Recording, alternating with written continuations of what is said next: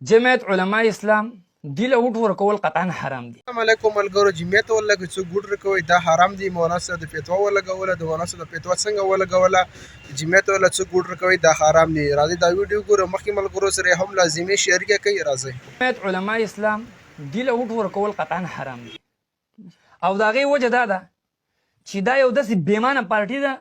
تاسو به د علماء دیوبند یو لوی عالم مولانا محمد نذیر قاسمی هندي صاحب یو عالم دی، هغه بیان ورکړ چې پاکستان کې د ټول نغټه پراډي پالټي جمعیت علماء اسلام ولا دی علماء دیوبند بدنام کو.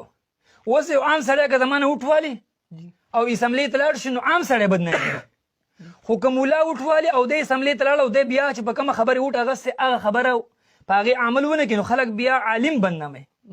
حالانکې عالم بدنامول اوس تاسو به ګورئ امداد الاحکام کې د هغه نه چا سوال کړی دی چې یو عالم داسې کار وکړي چې هغه سبب د غیبت یو د هغه غیبت څوک کوي ګناه به د چا کوي هغه دغه عالم به کېږي، دی ولې داسې کار کوي. اوس دی هلته لاړ شي او دی د عوامو نمایندګي په داسې طریقه کوي چې موږ به خلکو ته موږ به تاسو له اسلام راولو چې هلته لاړ شي بیا پردو ښځو سره ناستي نو پټکۍ بدنامېږي. د پټکي د بېعزتۍ د بچ کېدو دپاره به دې له وټ نه ورکوي. د نبی علیه الصلاة والسلام سنت بدنامېږي. بل لا که دې دا دوکه ورکوي چې رکه موږ له چا وټ راکړو نو موږ به اسلام راولو یا به داسې قانونونه پاس کړو چې هغه به د اسلام په مفادو کې. نو زه تاسو تپوس کوم اوس لږ مخکې یو کال مخکې د چا حکومت و؟ د پی ډي ایم و، مشر یې څوک و؟ فضل الرحمن صاحب یې مشر و.